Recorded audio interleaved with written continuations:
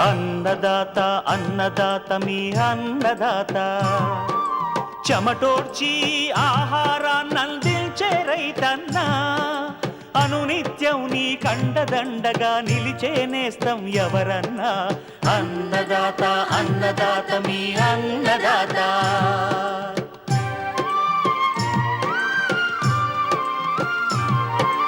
నూతన రీతుల సాగుబడికి నూరింతలు పెరిగే దిగుబడికి సూచనలిచ్చే సస్య రక్షణకు పశు పోషణకి శాస్త్ర విజ్ఞానం అందించి ముందుకు నడిపే తెలుగు రైతు భారతదేశానికి మకుటం అయ్యేలా తీర్చిదిద్దే ఆశయంతో మిమ్ము మేలు కొలిపేది అన్నదాత అన్నదాత అన్నదాత మీ అన్నదాత అన్నదాత అన్నదాత మీ అన్నదాత.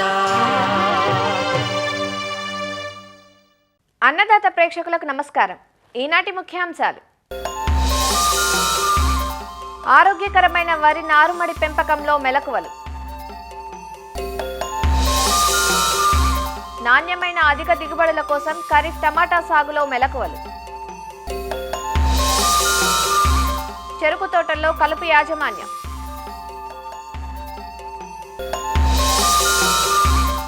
ఇంకా జై కిసాన్ వ్యవసాయ సమాచారం.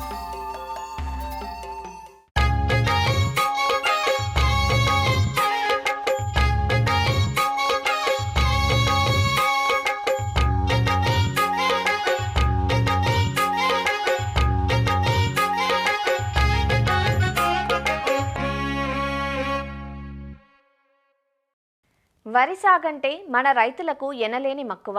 ఏ కొద్దిపాటి నీటి వసతి ఉన్నా ఈ ధాన్యపు పంట సాగుకే మొగ్గు చూపుతుంటారు. కానీ ఈ ఏడాది ఎల్నినో ప్రభావంతో వర్షాలు తక్కువగా ఉంటాయన్న నిపుణుల సూచనల మేరకు నీరు సమృద్ధిగా ఉన్న ప్రాంతాల్లో మాత్రమే వరి సాగుకు వెళ్లటం మంచిది. కోస్తా జిల్లాల్లోని డెల్టా ప్రాంతంలో ఇప్పటికే కొంతమంది రైతులు నారుమళ్లను పోసుకోగా మరికొందరు నారు పోసేందుకు సన్నద్ధమవుతున్నారు. నార్లు పోసుకునే రైతులు భూమి తయారీతో పాటు నారుమడి పెంపక సమయంలో వచ్చే చీడపీడల పట్ల కూడా అవగాహన కలిగి ఉండటం తప్పనిసరి. ఆరోగ్యకరమైన వరి నారు కోసం పొలం తయారీ నుంచి సస్యరక్షణ చర్యల వరకు తీసుకోవాల్సిన జాగ్రత్తల గురించి ఆచార్య ఎన్జీ రంగా వ్యవసాయ విశ్వవిద్యాలయం ఉండి Krishi Vigyan Kendra programme coordinator doctor N Mallikarjunarao నుంచి తెలుసుకుందాం. ఈ సార్వా సీజన్లో మనకి నారుమళ్ళు మొదలు పెడుతున్నారు.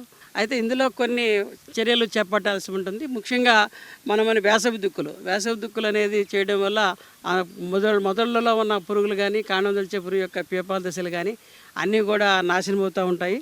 అంతేకాకుండా పొలం గట్లు కూడా సాధ్యమైనంత వరకు చిన్నవిగా ఉండేలా చూసుకోవాలి, సన్నగా ఉండేలా చూసుకోవాలి. ఎందుకంటే ఈ గట్లలో ఎక్కువ కూడా ఈ ఎలకలన్నీ కూడా చేరి ఆవాసం ఏర్పరచుకొని ఈ నారుమళ్ళు వేసిన తర్వాత కానీ అలాగే ప్రధాన పొలంలో నాట్లు వేసిన తర్వాత కూడా మనకి నష్టం కలగజేసే అవకాశం ఉంది. కాబట్టి సాధ్యమైనంత వరకు గట్లు చిన్నవిగా చేసుకోవాలి. అంతేకాకుండా గట్లు అన్నిటి మీద కూడా కలుపు లేకుండా ఎలాంటి కలుపు లేకుండా మనము కలుపు మందులతో పిచికారీ చేసుకున్నట్లయితే ఈ కలుపు ద్వారా వచ్చి తెగుళ్ళను కూడా చాలా వరకు మనం నివారించుకోవచ్చు. అంతేకాకుండా పొలంలో చేపట్టిన చర్యలు కూడా ఉన్నాయి. ముఖ్యంగా పొలం అంతా కూడా సమానంగా ఉండేలాగా చదును చేసుకోవాలి. చదును చేసుకున్నట్లయితే మనం నీరు అనేది మనం యాజమాన్యం కూడా బాగా చేయడానికి కూడా అవకాశం ఉంటుంది. కాబట్టి ఎక్కడైతే ఎత్తులు పల్లాలు లేకుండా సమానంగా చేసుకున్నట్లయితే సమానంగా ఉంటుంది. తర్వాత ఇంకొక సమస్య, మనకు ఈ సార్వాలో పంట వేసినప్పుడు దాళవాలో వేసిన పంట పాత విత్తనం అంతా కూడా మనం పంటలో పడి మొలవడం కూడా జరుగుతూ ఉంటుంది.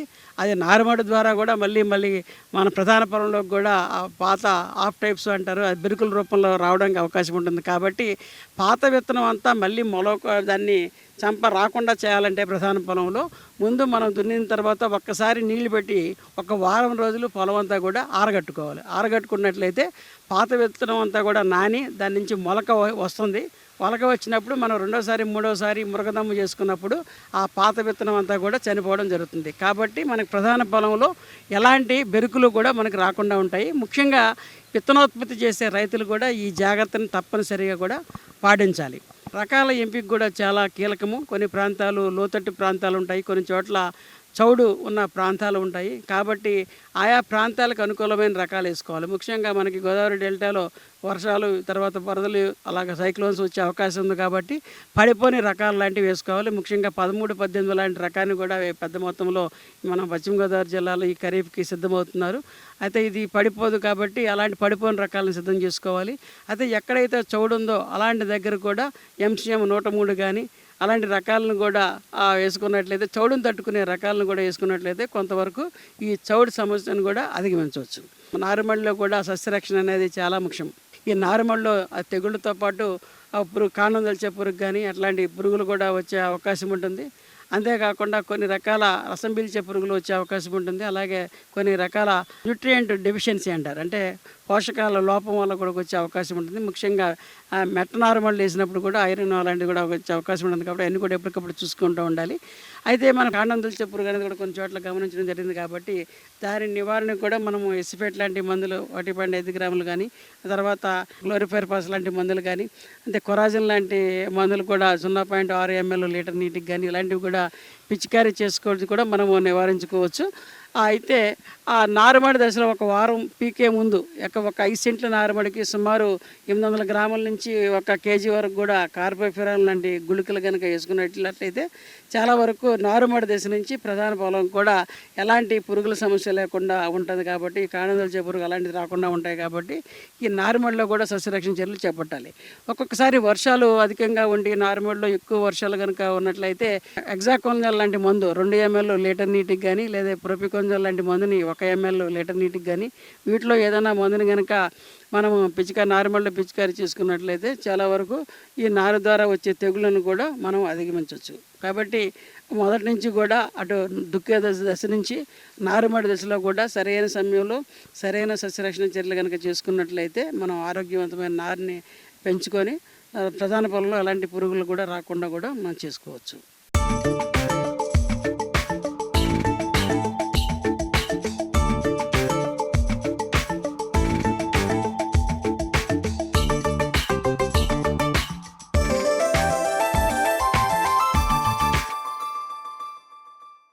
చెరకు దీర్ఘకాలం పాటు భూమిలో ఉండే వాణిజ్య పంట. చెరకులో చాళ్ల మధ్య ఎడం ఎక్కువగా ఉంటుంది కాబట్టి ఈ దీర్ఘకాలిక పంటకు కలుపు సమస్య ఎక్కువే. చెరకును రకరకాల కలుపు మొక్కలు వేధిస్తూ ఉంటాయి.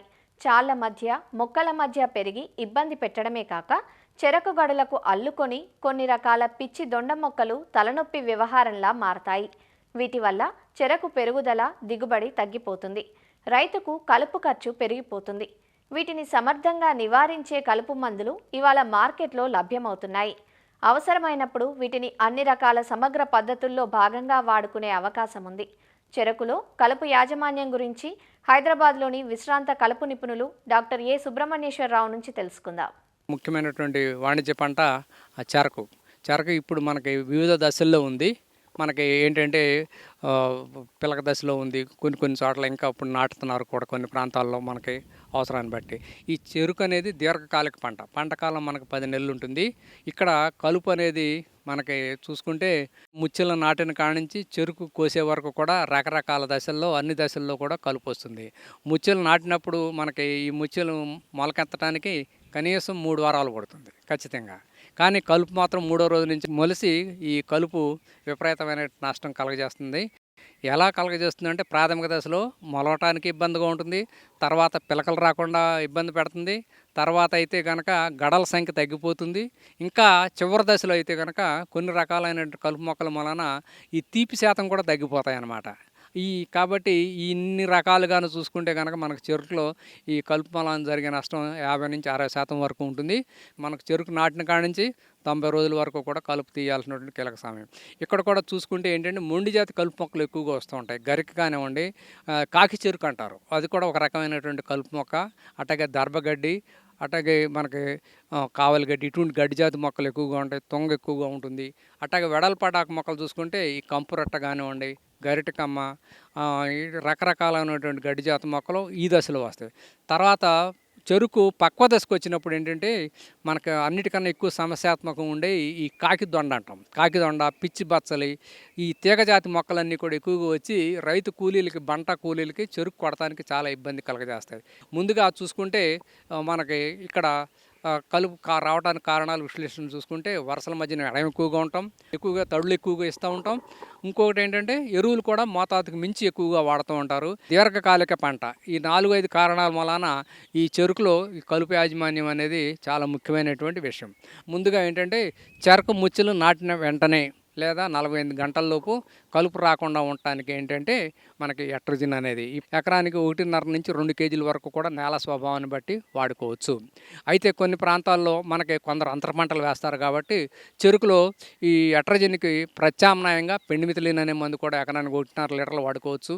అట్లాగే ఆక్సిఫ్లోరోఫిన్ అనే మందు కూడా ఎకరానికి 300 మిల్లీలీటర్ల వరకు కూడా వాడుకోవచ్చు. ఇకపోతే తర్వాత 30 నుంచి 40 రోజుల వరకు చూసుకుంటే కనుక వరుసల మధ్యన ఎడం ఎక్కువగా ఉంటుంది కాబట్టి దాదాపుగా ప్రతి 20 రోజులకు ఒకసారి కనుక మనం నిలువుగా కనుక అంతర్కృషి చేసుకోగలిగితే చాలా వరకు కూడా కలుపు రాకుండా చేసుకోవచ్చు. అయితే రోలో మొక్కకి మొక్క మధ్యన మాత్రం చాలా వరకు కలుపు ఉండిపోతూ ఉంటుంది. పర్టికులర్గా అటువంటి వాటిని నిర్మూలించడానికి ఏంటంటే ఇప్పుడు మనకి 2,4-D సోడియం సాల్ట్ అనేది ఎకరానికి 800 గ్రాములు, అట్లాగే 2,4-D ఎమైన్ సాల్ట్ అనే మందు అయితే ఎకరానికి 500 మిల్లీలీటర్లు ఇవి వాడుకుంటాం. వీటి వలన కేవలం వెడల్పాటి ఆకు మొక్కలు, తొంగజాతి మొక్కలు మాత్రమే పోతాయి. అలా కాకుండా ఒక మందు మిశ్రమం మెట్రిబ్యూజన్ అనే మందుకు ఎకరానికి 1/2 కిలో, దానికి 1/2 కిలో 2,4-D సోడియం సాల్ట్, ఈ 2 మందులు కలుపు కనుక మనం పిచికారీ చేసుకుంటే చెరకుకు ఎటువంటి ఇబ్బంది లేకుండా చెరకులో వచ్చేటువంటి గడ్డి జాతి మొక్కలు, వెడల్పాటు కొంతవరకు తొంగజాతి మొక్కలను కూడా నిర్మూలించడానికి అవకాశం ఉంది. అయితే ఇక్కడ రైతు సోదరులు ముఖ్యమైన విషయం ఏంటంటే ఈ మెట్రిబ్యూజన్ అనే మందు ఎకరానికి మోతాదు కనుక 1/2 కిలోకి మించితే చెరుకు గడల మధ్యన ఉన్నటువంటి కణుపుల మధ్యన ఎడం తగ్గిపోయి పెరుగుదల ఆగిపోతుంది. కాబట్టి రైతు సోదరులు ఇక గమనించవలసిందిగా పోతున్నారు. ఇప్పుడు ఇంకా కొత్త మందులు కూడా చాలా వచ్చినాయి. ఈ టెంబోట్రయాన్ అనే మందు కూడా మనం మొక్కజొన్నలో వాడే మందు ఇక్కడ కూడా వాడుకోవచ్చు. అది ఎకరానికి 120 ml వాడుకోవచ్చు. ఇంకొక కొత్త మందు ఒకటి ఏంటంటే 3 మందులు కలిపినటువంటి మిశ్రమం ఈ మధ్య కాలంలోనే మనకు మార్కెట్లో వచ్చింది. అది 2,4-D sodium salt plus metribuzin plus pyrazosulfuron అని ఈ 3 మందులు కలిపింది మందు ట్రైసికేల్ అనే ఒక పేరుతో 70% పొడి మందు వచ్చింది. ఇది ఎకరానికి 400 గ్రాములు కనుక మనం వాడుకోగలిగితే దాదాపు 4 రోజుల తర్వాత నుంచి ఎప్పుడు అవసరం ఉన్నప్పుడు అన్ని జాతి కలుపు మొక్కల్ని కూడా సమర్థవంతంగా నిర్మూలిస్తుందని చెప్పి పరిశోధనలో తేలింది. ఇకపోతే మనకి చెరుకు పక్వ దశకు వచ్చినప్పుడు మనకు ఎక్కువగా వచ్చే ఏంటంటే పిచ్చి బచ్చలి, లేకపోతే కాకిదొండ, రకరకాలైనటువంటి తీగజాతి మొక్కలు బాగా ఉండి మనకి బంట కూలీలు చెరుకు కొడటానికి ఇబ్బంది కలగజేస్తాయి. కాబట్టి ఈ చెరుకు కొట్టడానికి ముందు దాదాపుగా 90 రోజుల తర్వాత 120 రోజులు ఆ ప్రాంతాల తర్వాత నుంచి మొలకెత్తు వస్తూ ఉంటాయి. కాబట్టి వీటన్నిటిని కంట్రోల్ చేయడానికి ఒక మంచి మందు ఏంటంటే మనకి మెట్సల్ఫరాన్ మిథైల్ ప్లస్ క్లోర్మిరాన్ మిథైల్ అనేటువంటి మందు, అది మార్కెట్లో ఆల్మిక్స్, రైమిక్స్ అనేటువంటి పేరుతో దొరుకుతుంది. ఆ మందు ఇక్కడ 12 గ్రాములు ఎకరానికి కనుక మనం పిచికారీ చేసుకున్నట్టయితే మనకి చెరకు ఎటువంటి ఇబ్బంది లేకుండా చెరకులో వచ్చేటువంటి ఈ తీగజాతి మొక్కల్ని సమర్థవంతంగా నిర్మూలించుకోవచ్చు. అలాగే 2,4-D ఎమైన్ సాల్ట్ అనే మందు కూడా కొంతవరకు తక్కువ ఖర్చుతో ఇది కూడా చాలా వరకు కూడా వెడల్పాటు మొక్కల్ని, తీగజాతి మొక్కల్ని కంట్రోల్ చేయడానికి అవకాశం ఉంది. ఇది మనం చెరుకులో సమగ్ర కలుపు యాజమాన్యం చేయవలసినటువంటి అవసరం.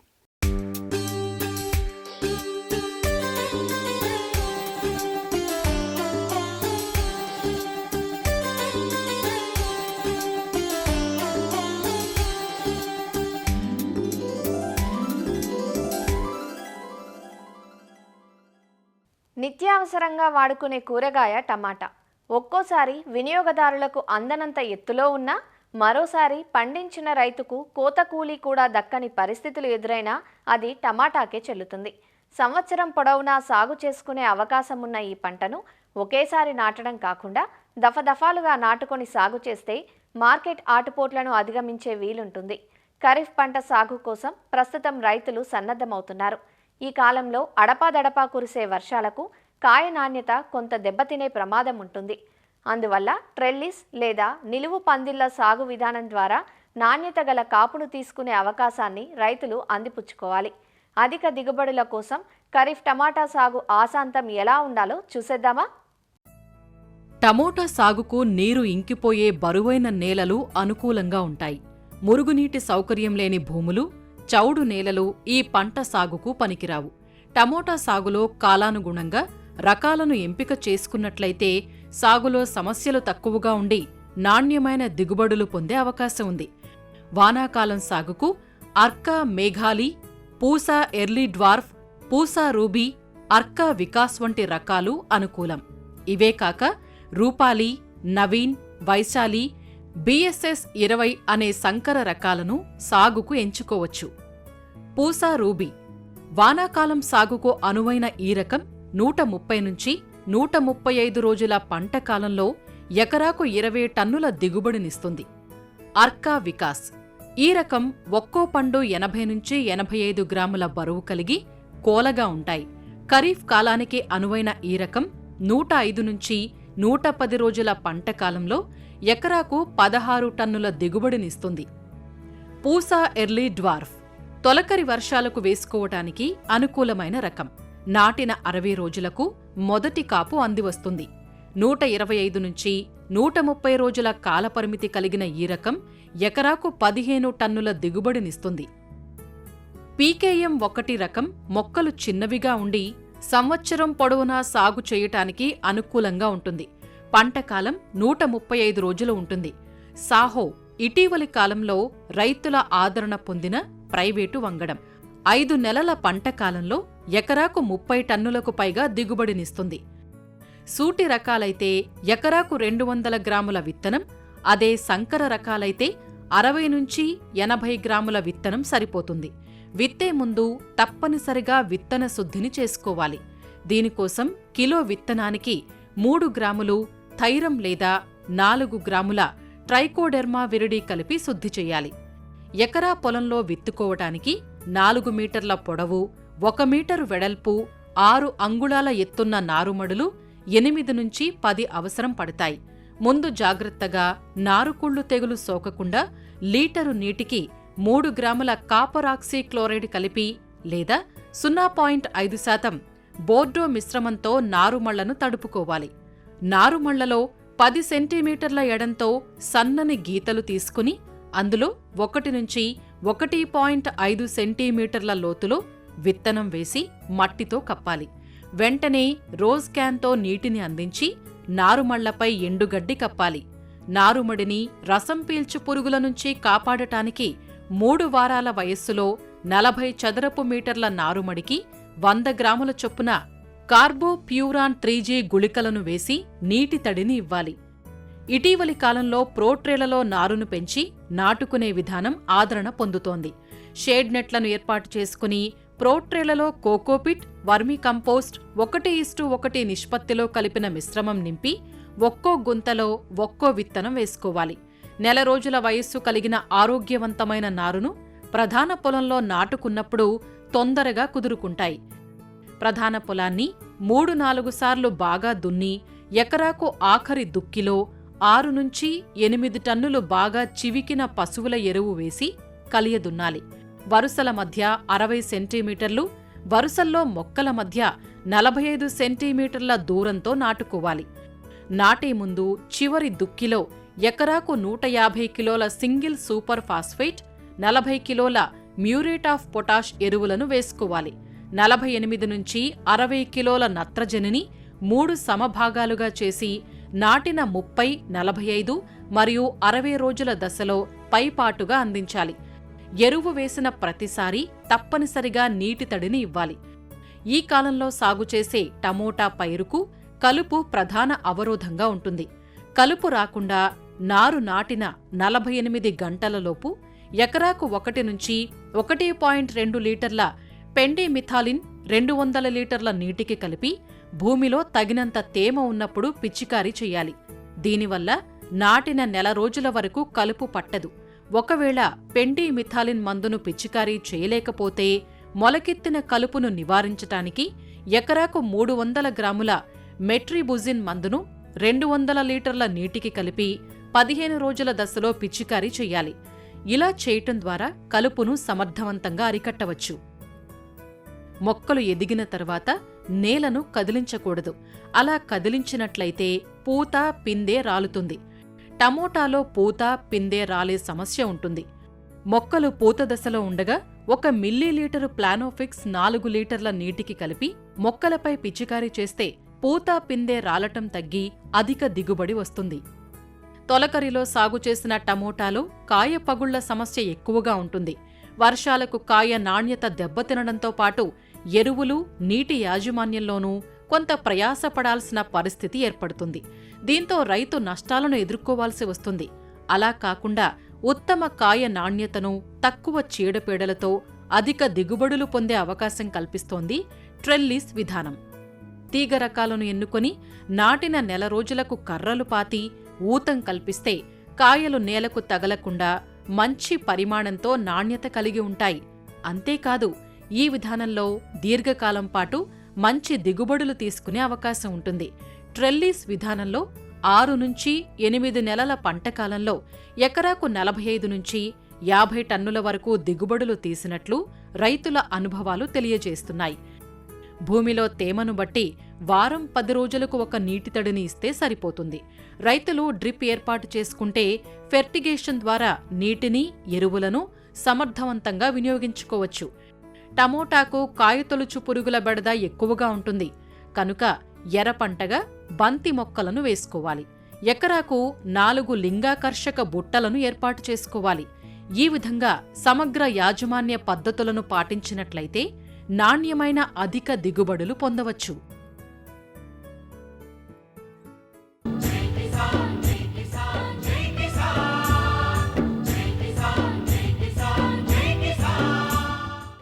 వ్యవసాయ సమాచారం ఇప్పుడు జై కిసాన్లో చూద్దాం. పాడి పంటలతో మమేకమయ్యే గ్రామీణ వ్యవసాయంలో ఒంగోలు జాతితో రైతులకు విడదీయరాని బంధం. బ్రెజిల్ లాంటి దేశంలో వేగంగా విస్తరిస్తూ అంతర్జాతీయంగా పేరుగాంచిన ఒంగోలు జాతి పశువులకు స్వదేశంలో మాత్రం సమస్యలు ఎదురవుతున్నాయి. దీంతో జాతి పరిరక్షణకు నడుం బిగించాల్సిన అవసరాన్ని నిపుణులు గుర్తు చేస్తున్నారు. ఆంధ్రప్రదేశ్ పశుసంవర్ధక శాఖ సైతం ఒంగోలు జాతి అభివృద్ధికి చర్యలు తీసుకుంటోంది. ఇందులో భాగంగా రాష్ట్ర వ్యాప్తంగా పశు వైద్యులకు ప్రత్యేక శిక్షణ తరగతులు నిర్వహించారు. ప్రపంచ ప్రఖ్యాతిగాంచినటువంటి జాతి మన ఒంగోలు జాతి ఎద్దులు మన ఆంధ్రప్రదేశ్కి ఎంతో గర్వకారణం. ఈ జాతి పరిరక్షణకు కూడా ఆంధ్రప్రదేశ్ ప్రభుత్వము కృతనిశ్చయంతో ఉంది.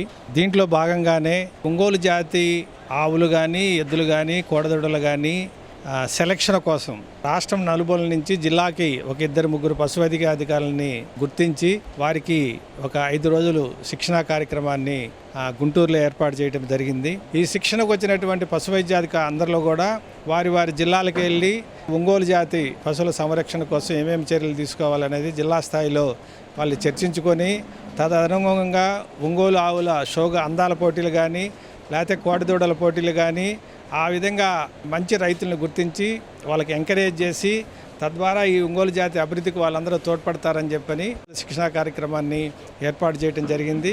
ఒంగోలు జాతి అనగానే 9 నలుపులు నవనలుపులు ఉండాలి అంటారు, 3 పొడవులు ఉండాలంటారు, 7 కుర్చలు ఉండాలి అంటారు.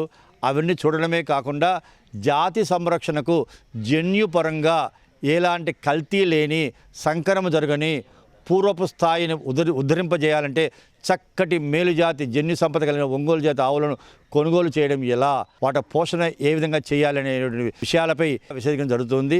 కేవలం పాలు మాత్రమే కాకుండా దేశీయ గోవుల ద్వారా వచ్చేటువంటి పంచగవ్యంలో ఉంటారు. పాలు, పెరుగు, నెయ్యి, గోమూత్రము, గోమయమైనటువంటి 5 విధాల ద్వారా కూడా వ్యవసాయానికి చాలా ఉపయుక్తంగా ఉంటుంది. కావున దేశీయ గోవుల సంరక్షణ అనేది ప్రతి ఒక్కరు కూడా తన యొక్క ప్రథమ కర్తవ్యంగా భావించాలని అందరికీ సవినయంగా విన్నపం చేస్తున్నాను. Scientific judging of Ongole cattle పేరుతో ఏపీ పశుసంవర్ధక శాఖ ప్రత్యేక కార్యక్రమం చేపట్టింది. ఒంగోలు జాతి ఆవులు, ఎడ్లలో మేలైన లక్షణాలను గుర్తించే అంశాలపై ప్రత్యేక శిక్షణ కార్యక్రమాలను నిర్వహించింది. అందాల పోటీలు, బండలాగుడు పోటీలు వంటి కార్యక్రమాలు రైతుల్లో మరింత ఉత్సాహం పెంపొందిస్తాయన్నారు. ఇప్పుడు ఎడ్ల పోటీలతో పాటు ఆవుల పాల పోటీలు, అందాల పోటీలు అవి కూడా జరుపుతున్నారండి. కొన్ని చోట్ల ఎక్కువగానే జరుగుతున్నాయి. ఈ అందాల పోటీల్లో వెటర్నరీ డాక్టర్ల పాత్ర చాలా ప్రాముఖ్యతమైనది. పోటీలకి ఎద్దులు కానీ, గిత్తలు కానీ, ఆవులు కానీ సెలెక్ట్ చేయడంలో కానీ వాళ్ళ పాత్ర చాలా కీలకమైందండి. వాళ్ళతో పాటు రైతులను కూడా కొంచెం సమన్వయ పరిస్థితి బాగుంటుందని మా ఉద్దేశం అండి. ఒంగోలు జాతి పశువుల్లో మేలైన లక్షణాలను గుర్తించడం గురించి పశుసంవర్ధక శాఖ చేపడుతున్న కార్యక్రమాలు ఉపయుక్తంగా ఉంటున్నాయని, జాతి అభివృద్ధికి మరిన్ని చర్యలు తీసుకోవాలని రైతులు కోరుతున్నారు. మరిన్ని విభిన్న అంశాలతో రేపటి అన్నదాతలో మళ్ళీ కలుసుకుందాం. నమస్కారం. అన్నదాతలు తమ సందేహాలు, సమస్యలను 1800-425-4085 టోల్ ఫ్రీ నెంబర్లో ఉదయం 10 గంటల నుంచి 11 గంటల మధ్య పని దినాలలో సంప్రదించగలరు. ఈ కార్యక్రమాన్ని యూట్యూబ్లో www.youtube.com/annadaata ETV లింక్ ద్వారా వీక్షించవచ్చు.